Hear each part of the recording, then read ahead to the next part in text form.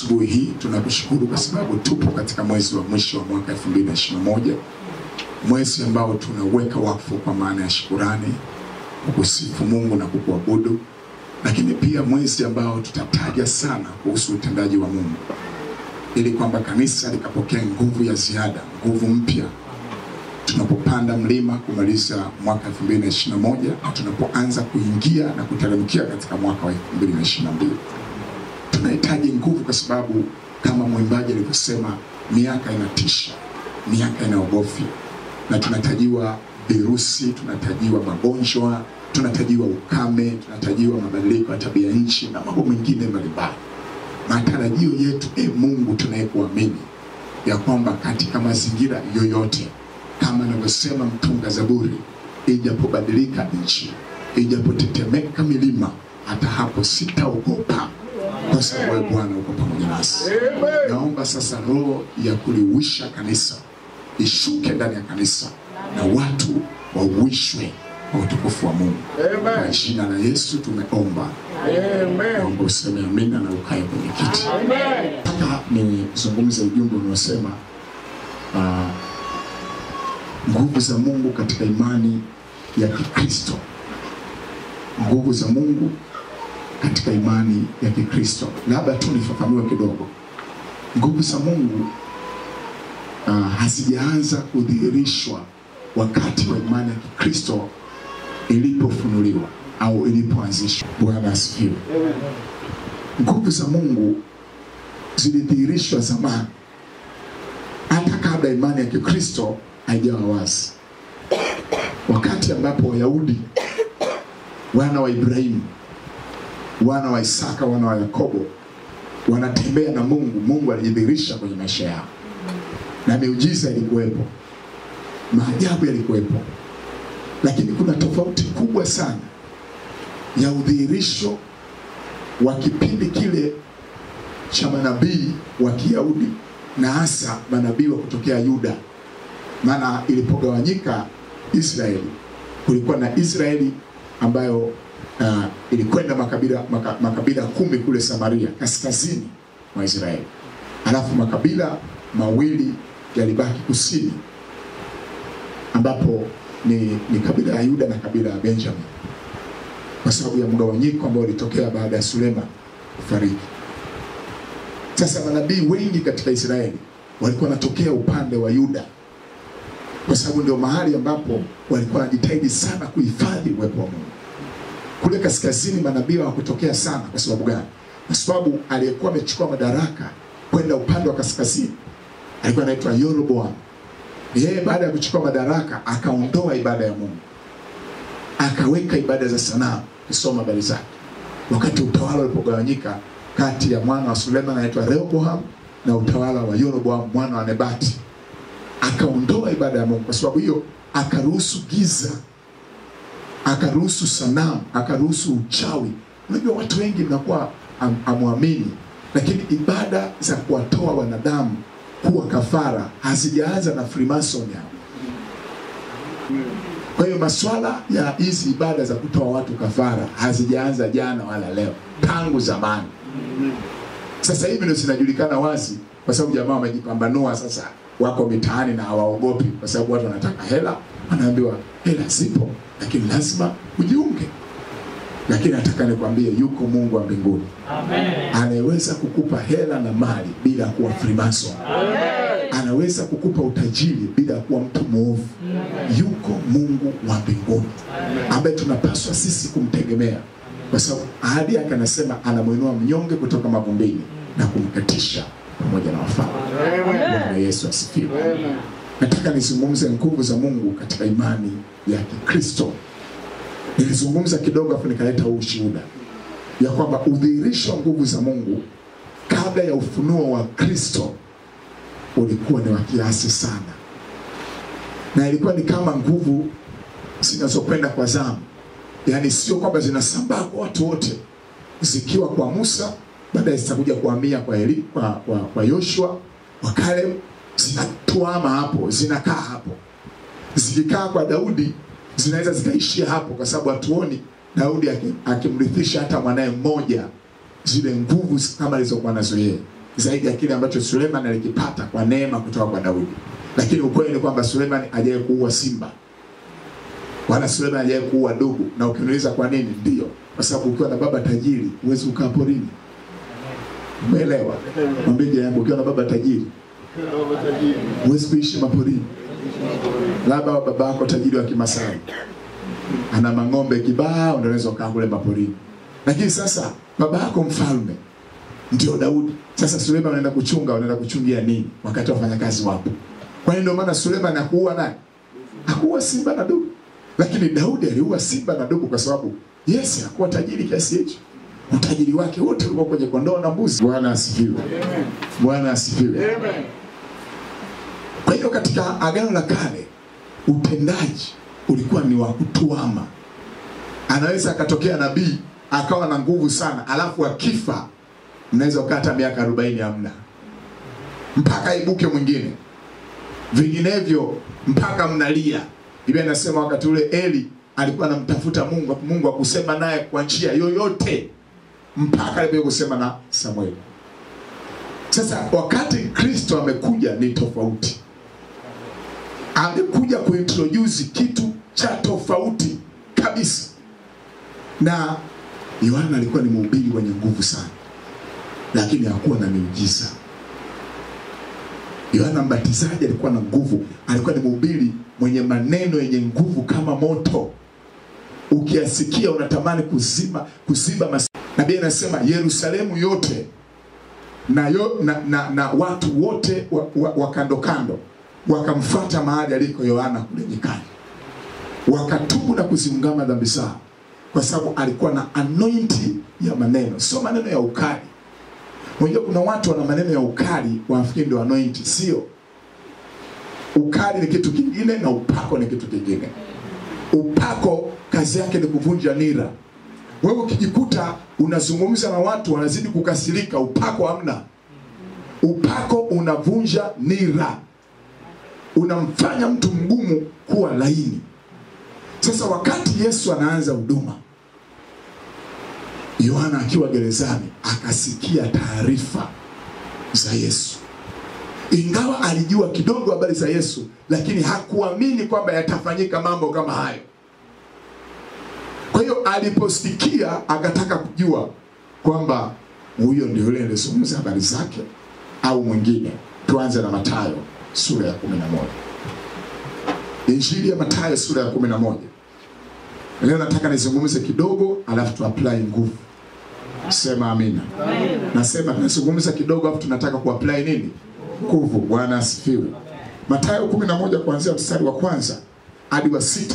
Biblia inasema ikawa Yesu alipokwisha kuagiza wanafunzi wake 12, alitoka huko kwenda kufundisha na kuhubiri katika miji yao. Na Yohana aliposikia huko gerezani matendo yake Kristo, alituma wanafunzi wake kumuuliza, wewe ndiwe yule ajaye au tumtazamie mwingine? Yohana alisikia akiwa gerezani, pamoja na kwamba alikuwa na huduma kubwa na Yesu alitukuza huduma ya Yohana, lakini hakuwa na miujiza. Yohana akaanza kusikia juu ya vitu vipya, kwa sababu watu walikuwa wanapewa ruhusa kwenda kumuona.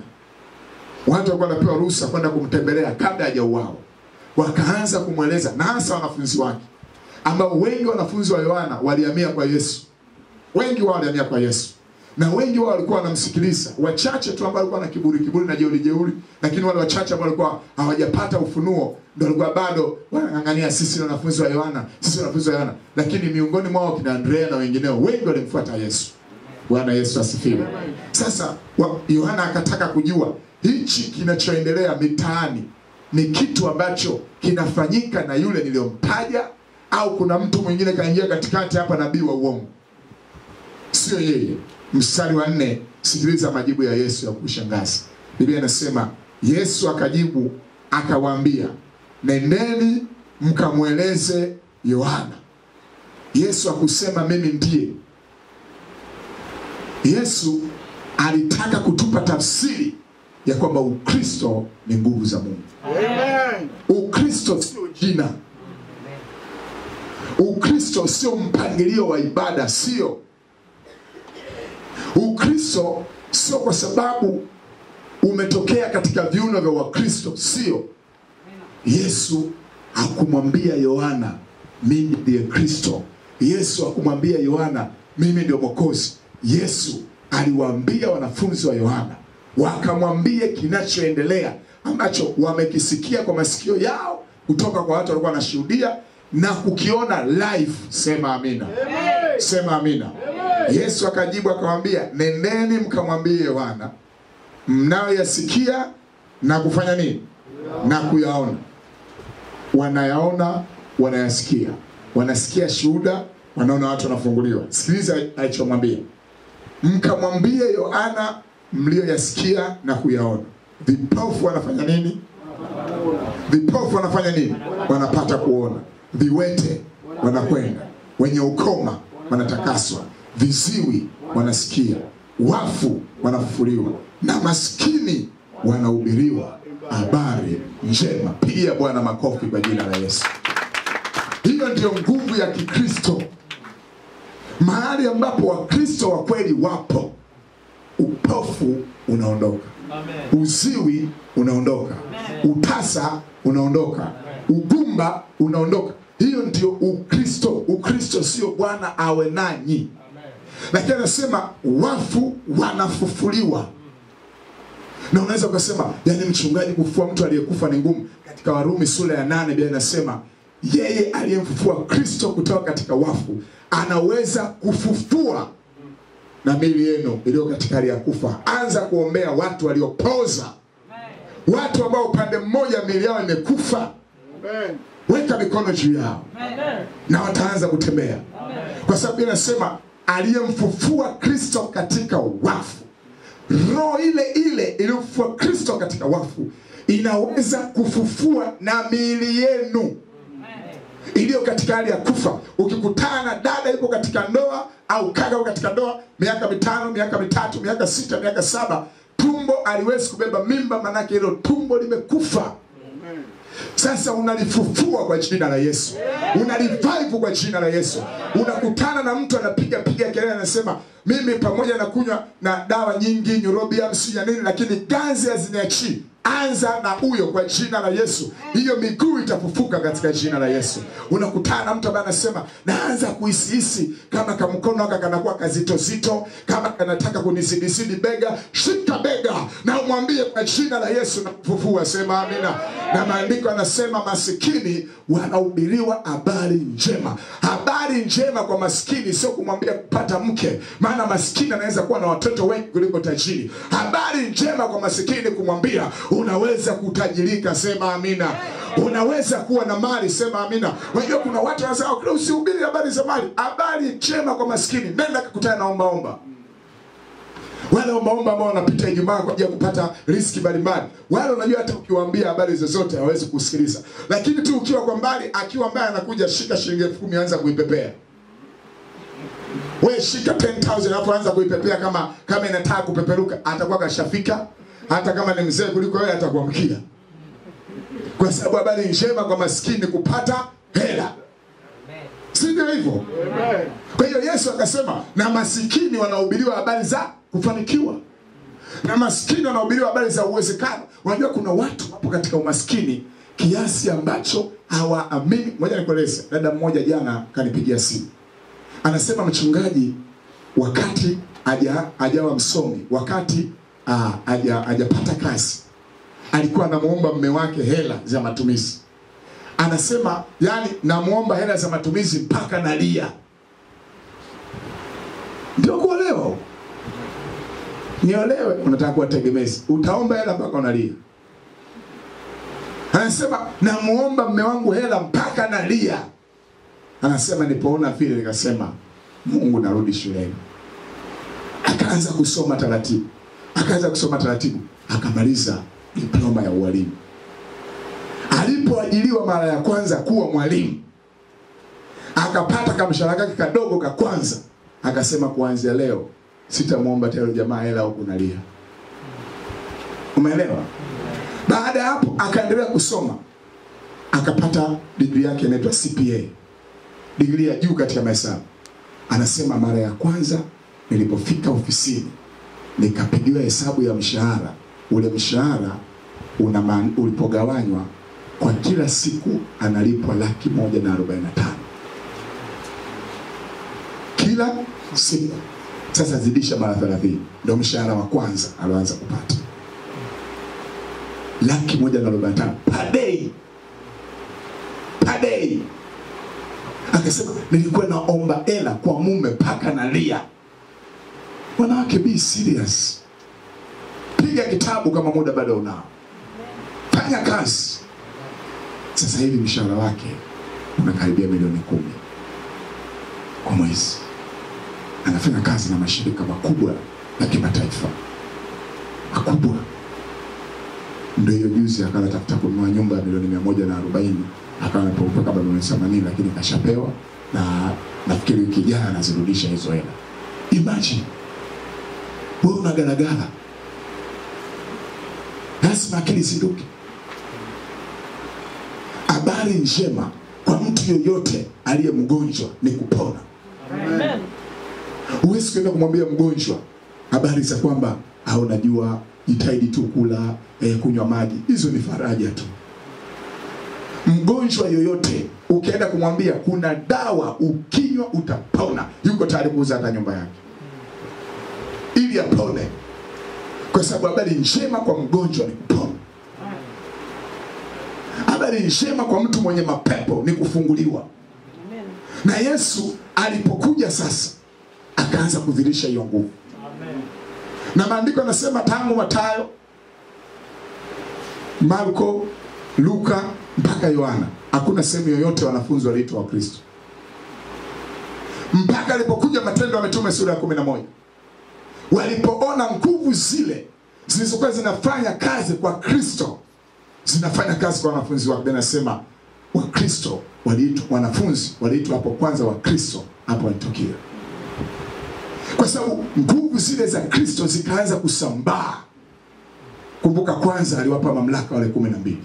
Akasema nendeni katika miji na vijiji, pozeni wagonjwa, fufueni wafu, takaseni wenye ukoma, mmepewa bure, toeni bure. Amen. Biblia inasema wakaanza kusambaa.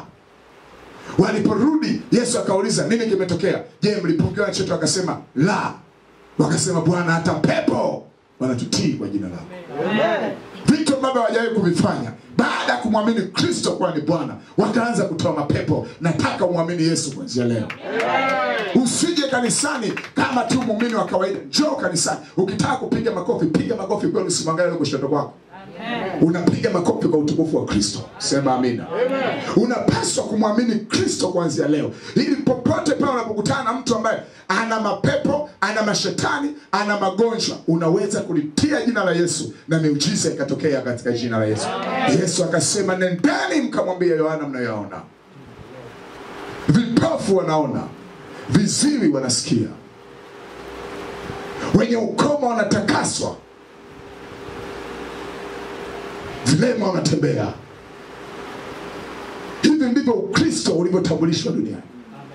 Ukitambulisha Ukristo ulio baridi, Ukristo wa jina, Ukristo wa jina la Baba na Mwana na Roho Mtakatifu kaishia hapo, watu wataondoka makanisani. Tunapaswa kutambulisha Ukristo ambao unaambatana na nguvu. Ukristo ambao unaweza kumwambia mtu ya kwamba mwezi huu hautapita kabla Bwana hajakupa kazi. Amina. Ukristo ambao unaweza kumwambia mtu ya kwamba pamoja na kwamba umetishiwa kufukuzwa kazi, nasema hautafukuzwa, na inakuwa hivyo katika jina la Yesu. Amen. Tunataka aina hiyo ya spirit. Alipotuma 12 akatuma baadaye 70. Watu 70 wakatumwa kutoka namba 12. Wakaongezwa watu 58. Wakaambiwa nendeni. Biblia inasema nao wakatoka, maandiko yanasema wakahubiri kote kote, na Bwana akalithibitisha lile neno kwa ishara na miujiza iliyoambatana nayo. Sema amina. Sema na watu neno la Bwana, Bwana atathibitisha. Shida yako usemi nao. Usemi nao. Wanakueleza habari za waganga wao na unanyamaza. Wanakueleza habari za kwao na unanyamaza. Kwa sababu umenyamaza, Mungu afanyi kazi na wewe. Lakini kama utasema, twende kanisani na shida yako itaisha. Yule kijakazi kule Syria ama kule Sham alipomuona Naamani mkoma, nisikilize, kuna watu wagonjwa lakini wana hela. Kuna watu dhaifu lakini wana hela.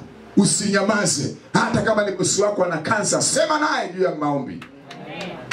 Yule msichana mdogo kule Sham akamwambia mama wa nyumba, akasema, ninavyomuona baba alivyo na moyo mzuri, anavyonilipa vizuri, wala hana ubaguzi wa kabila wala rangi, huyu kama angeenda kule kwetu akakutana na mtu wa Mungu, ukoma wake ungetoka. Sema amina.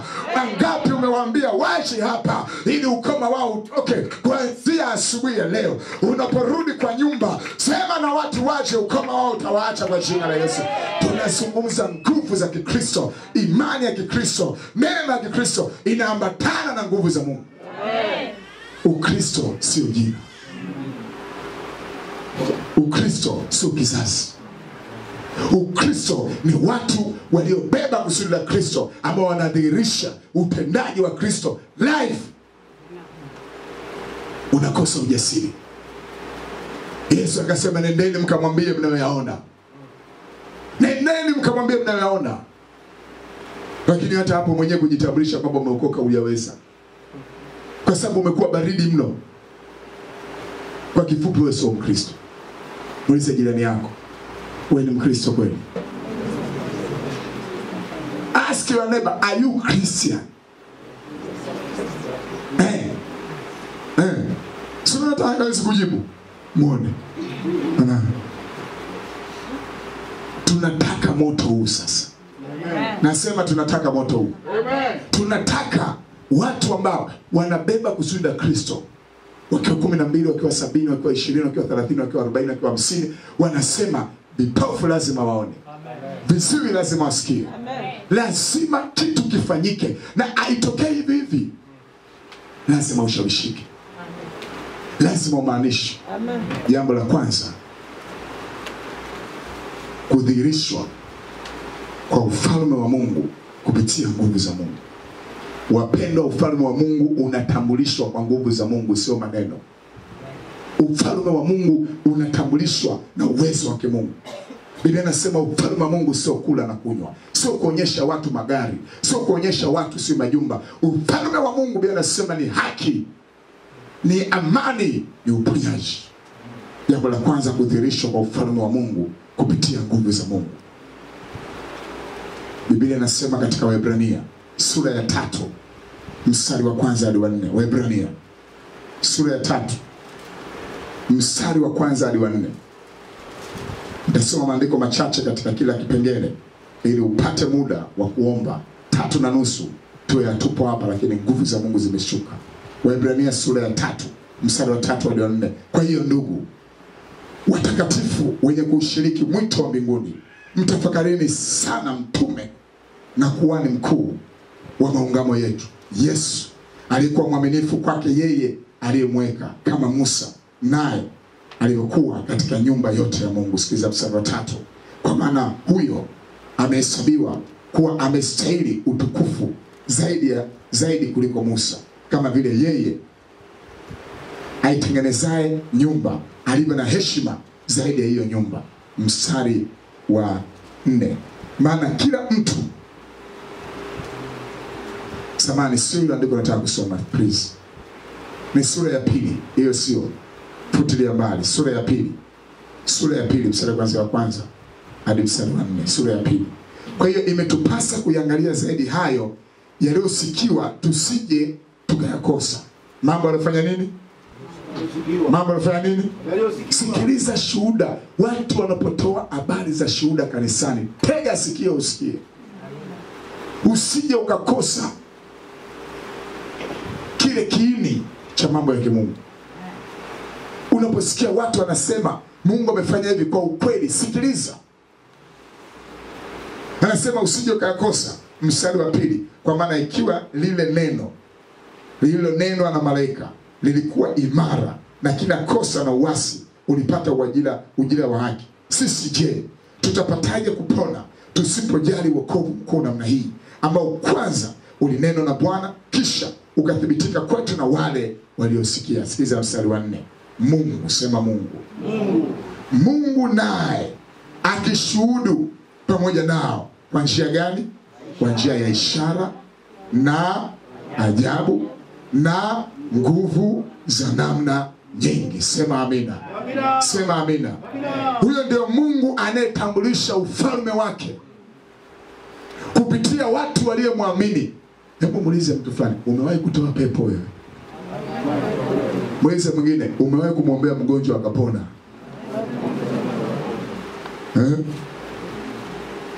Wewe mwenyewe magonjwa yako yanakushinda na lalamika. Sikiliza, nguvu ya Mungu inaweza kuponya mpaka magonjwa ulionayo. Amen. Sio tu kutegemea watu wa kuombea. Biblia inasema naye Mungu akishuhudu pamoja nao kwa ishara, maajabu na miujiza ya namna mbalimbali, yani haielezeki. Mungu haekewi mipaka kwamba yeye ni Mungu tu akuponya wagonjwa na kutoa pepo. Mungu anaweza kufanya miujiza zaidi ya wagonjwa na kutoa pepo. Mungu anaweza kufanya mambo ambayo ule mtu anasema anafanya mambo ambayo mwanadamu hawezi kufanya. Anatenda mambo ambayo sio nyimbo, ni kweli. Amen. Mungu anautambulisha ufalme kupitia watu wake kwa ishara. Sema ishara.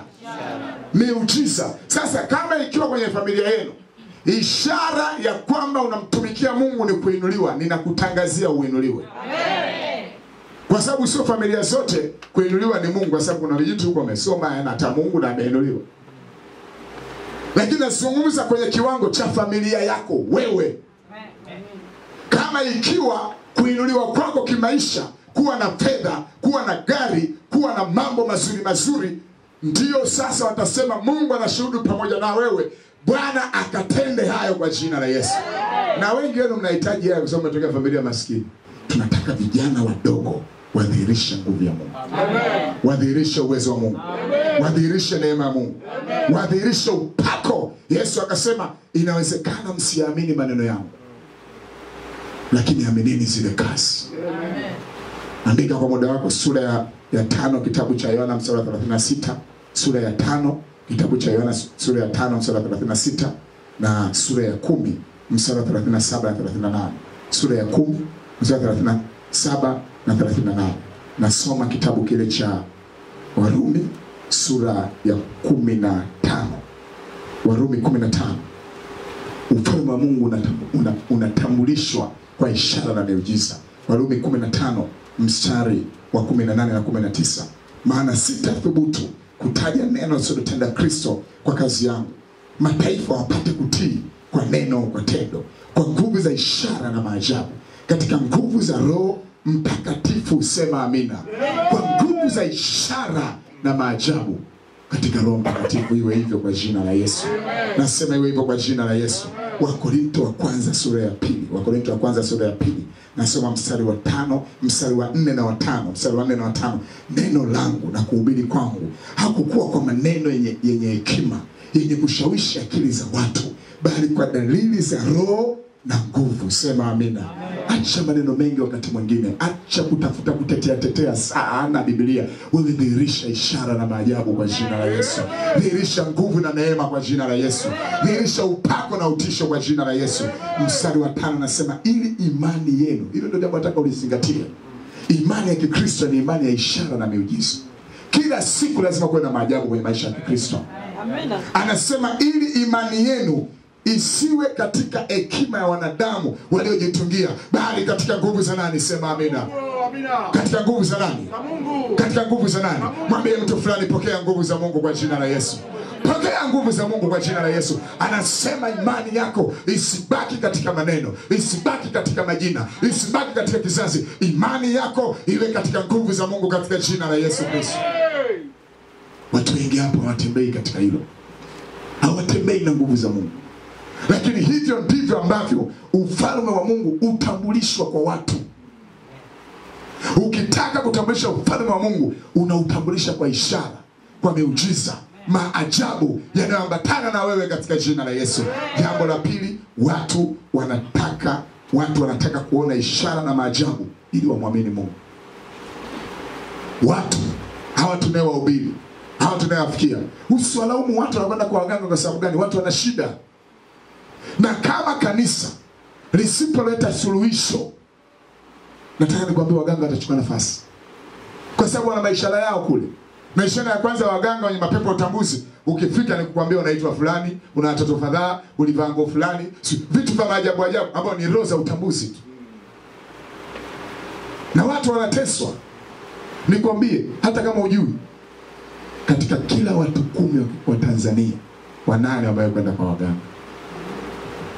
Sasa hivi tu ndio injili kidogo inasaidia, lakini zamani wote 10. Anyoshe mkono mtu hapo mwenye miaka 40 ambaye hajawahi kufika kwa mganga. Mwenye miaka kuanzia 35 hata 40 mingi. Watu wanataka ishara. Wewe unakosaje ishara katika Kristo? Unakosaje miujiza katika Kristo? Wakati Yesu ameshasema ishara hizi zitafuatana na hao waaminio. Mpige makofi aliyosema amina. Anasema kwa jina langu watatoa pepo. Wewe unakosaje ishara? Ni kwa sababu ya kwanza uamini. Shida ya kwanza watu wengi hawaamini. Wanakwenda na ishara na miujiza ni wale waaminio. Muulize mtu, wewe unaamini? Usije hapa kama kanisa la dini, njoo kama muamini. Jambo la pili, hawaombi. Wakristo wengi hawaombi. Wanaamka asubuhi kama wapagani. Ndio maana hakuna ishara kwenye maisha yao. Wanalala tu mpaka asubuhi saa 1 saa 2. Kama hakuna maombi, hakuna ishara na miujiza. Wakati yule kanisa lilipokuwa linapitia kwenye shida, Petro amekamatwa. Kilichomtoa Petro gerezani, maombi.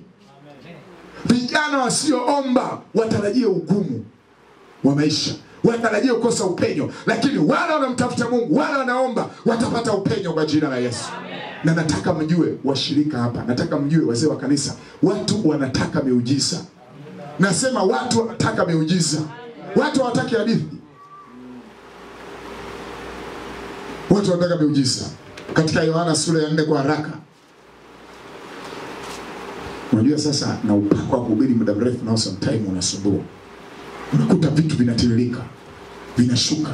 Yohana 4:48. Yohana 4:48. Basi Yesu akawaambia, msipoona ishara na maajabu, hamtaamini kabisa. Kuna watu hawatakuja kwenye kanisa hili wasipotendewa miujiza. Usidanganyike, lazima watu waombe kwa ajili ya ishara na miujiza. Yesu mwenyewe kulikuwa na watu walimwambia hatutakuamini mpaka tuone miujiza. Kwa sababu kama dini zetu tunazo, kama madhehebu yetu tunayo, kipi kigeni, kipi kipya unachokisema? Watu dini ziko miaka mingi. Mfano dini ya Buddhism ipo miaka mingi kuliko Kristo. Miaka 1500 huo Buddhism na Buddhism upo. Lakini kitu pekee kitakachomfanya mtu wa namna hiyo kuamini ni ishara na miujiza. Nasema ni ishara na miujiza. Katika kitabu kile cha Luka, tuanze na Mathayo 16:1. Mathayo 16:1. Biblia inasema wakamjia Mafarisayo na Masadukayo, wakamjaribu, wakamwambia awaonyeshe ishara itokayo mbinguni. Wanataka miujiza, wanataka ishara. Angalia sasa Luka sura ile 23 mstari wa 8. Luka 23 mstari wa 8. Umefika pale? Luka 23 mstari wa 8. Biblia inasema hivi. Luka 23 mstari wa 8 kwa haraka. Luka 23:8. Biblia inasema na Herode alipomwona Yesu alifurahi sana. Kamwona Yesu kafurahi. Kamwona mchungaji kafurahi. Wanakuona pale umefika wanafurahi. Kinachofuata nini? Tazama kinachofuata. Herode alipomwona Yesu alifurahi sana, kwa sababu alikuwa akitaka sana kumuona tangu siku nyingi. Maana amesikia habari zake, akitaraji kuona nini? Ishara iliyofanywa na yeye. Unajua unasema unajua viongozi hawa pagani hawaamini. Umefanya ishara gani mbele yao? Sio kama viongozi hawa watazame TV. Lakini tunataka nguvu. Sio kudhalilisha watu wanadondoka na mapepo.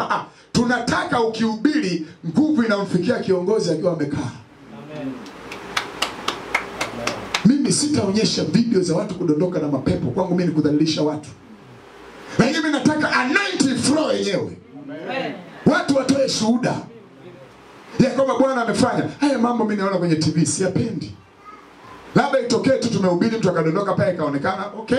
Lakini sio sisi tunapeka video mdada wa watu wanahangaika nje ya ufahamu wake. Tunataka ufanye ishara bila viongozi wa wanasiasa. Waone miujiza sio maneno. Wana magonjwa ya matumbo, wana magonjwa ya viuno, wana visukari, wana nini? Piga mkono kisukari kiondoke. Wataamini kwa jina la Yesu. Nasema wataamini. Lakini maneno matupu na visukari vyao wamebaki navyo. Hawataamini. Watajua hii dini kama nyingine tu. Lakini ukiwa na ishara, maajabu, wataamini kwa jina la Yesu. Herode ni mfalme, kumbe nao wafalme wanataka ishara. Marais wanataka ishara. Mawaziri wanataka ishara. Wale wanaitwa makamu wa rais wanataka ishara. Wanataka ishara na miujiza waone. Sio tu unawatoa katika dini zao, wanakuja kwenye dini nyingine mpya, ina masharti magumu, ina kila kitu kigumu, hapo hakuna miujiza. Navaje kilemba hapo hakuna miujiza.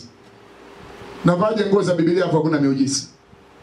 Na kuaje mstaarabu hapo kuna miujiza. Acha habari za kidini, tunataka nguvu za Mungu. Amen. Nasema tunataka nguvu za Mungu. Amen. Nasema tunataka nguvu za Mungu. Herode akataka aone ishara. Aliposikia huyu ndio Yesu akasema, oh my God, my God. Nilikuwa nataka kuonana na huyu mtu. Anafananaje? Ni mtu wa namna gani? Biblia inasema akataka kuona ishara. Sema amina. Wataona ishara kupitia wewe. Nasema wataona ishara kupitia wewe. Wataona maajabu kupitia wewe. Wataona miujiza kupitia wewe. Watapokea uponyaji kupitia wewe.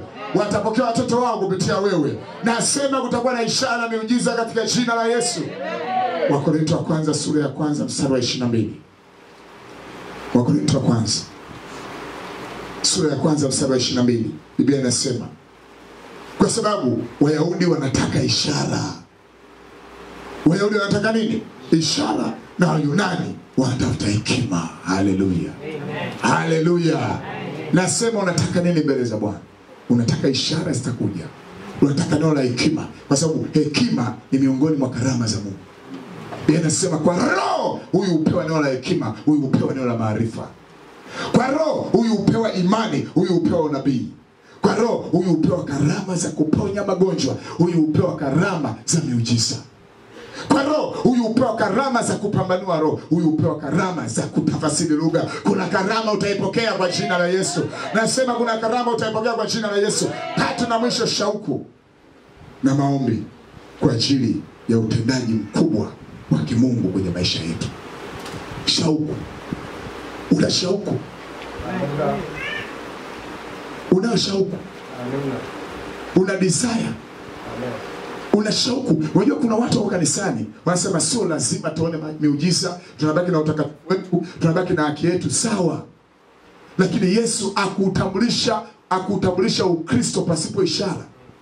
Hakutambulisha Ukristo pasipo miujiza. Mitume, Biblia inasema na kwa mikono ya mitume zilifanyika ishara na ajabu nyingi kati ya watu. Amen. Lazima uwe na shauku. Lazima uwe na kiu ya kutaka kuona miujiza na maajabu, ishara na nguvu. Lakini pia lazima uombe. Wakorintho wa kwanza sura ya 12. Wakorintho wa kwanza sura ya 12 kwa haraka. Sura ya 12 Wakorintho wa kwanza. Nasoma mstari kuanzia wa 28. Kwanza mstari wa 28, sura ya 12 Wakorintho wa kwanza kuanzia mstari wa 28. Biblia inasema na Mungu ameweka wengine katika kanisa, wa kwanza mitume, na wa pili manabii, na watatu walimu, kisha miujiza, kisha karama za kuponya wagonjwa, na masaidiano, na maongozi ya aina za lugha. Je, wote ni mitume? Hapana. Wote ni manabii? Hapana. Wote ni walimu? Hapana. Wote wanatenda miujiza? Hapana. Wote wana karama za kuponya wagonjwa? Hapana. Wote wanena kwa lugha? Hapana. Inawezekana wengine bado hawajapokea hiyo kipawa. Wote wanatafsiri? Hapana. Lakini sikiliza pale mwisho anasema nini? Takeni sana karama zilizo kuu. Amen. Takeni sana karama zilizo kuu. Sio wote wanafanya miujiza, kwa sababu kwa roho huyu anapata neno la hekima. Angalia katika mstari juu kidogo, mstari kuanzia wa 4 hapo. Basi pana tofauti ya karama, bali Roho ni yeye yule. Tena pana tofauti ya huduma, bali Bwana ni yeye yule. Kisha pana tofauti ya kutenda kazi, bali Mungu ni yeye yule aitendaye kazi zote katika wote. Lakini kila mmoja upewa ufunuo kwa Roho kwa kufaidiana. Maana mtu mmoja kwa Roho apewa nini? Neno la hekima, na mwingine neno la maarifa. Hizo kazi zote anazifanya nani? Kama apendavyo Roho yeye yule. Mwingine apewa nini? Imani katika Roho yeye yule, na mwingine karama za kufanya nini? Za kuponya katika Roho yeye yule mmoja, na mwingine matendo ya miujiza, na mwingine unabii, na mwingine kupambanua roho, na mwingine aina za lugha, na wengine kutafsiri lugha. Lakini kazi hizi zote usitenda Roho huyo mmoja yeye yule, amkimgawia kila mtu peke yake kama apendavyo yeye. Pokea. Amen. Usitoke hapa bila kipawa. Amen. Usitoke hapa bila karama. Amen. Usitoke hapa usiwe Mkristo ambaye huna kipawa chochote, huna karama yoyote, na hizi karama zinaombwa. Amen. Hivi vipawa vinaombwa. Sio vitu vya kusema tu Mungu mwenyewe akitaka anipe, asipotaka basi. Vinapigiwa kelele mbele za Bwana, vinaitwa mbele za Bwana, vinaombwa. Tazama Matendo ya Mitume sura ya 4. Kisha soma, simama sasa umwite Bwana. Matendo ya Mitume sura ya 4 mstari kuanzia wa 29. Basi sasa Bwana yaangalie matisho yao, ukawajalie watumwa wako kunena neno lako kwa ujasiri wote, ukinyoosha mkono wako kuponya. Ishara na maajabu vifanyike kwa jina la mtumishi wako mtakatifu Yesu. Karama haziji bila maombi. Nimesoma sura ya Matendo ya Mitume mstari kuanzia wa 29 na 30. Karama haziji bila maombi, ishara haziji bila maombi, vipawa haviji bila maombi. Watu ambao tunataka wafunguliwe, upako hauji bila maombi. Upako unakuja kama utaomba. Karama zinakuja kama utaomba. Unaanza kuwa na shauku, unasema nataka kuwa mtu wa karama, nataka kuwa mtu wa vipawa, nataka kuwa mtu wa karama. Alafu nataja aina gani ya karama? Nataka karama ya imani, ya kwamba imani yangu itahamisha milima. Nataka karama kuponya magonjwa, magonjwa kama kansa, magonjwa kama corona, magonjwa kama ukimwi. Simama umwite Bwana kwa jina la Yesu. Mwambie Bwana, asubuhi ya leo ninataka moja ya karama kwenye maisha yangu, ninataka moja ya karama kwenye maisha yangu. Omba kwa jina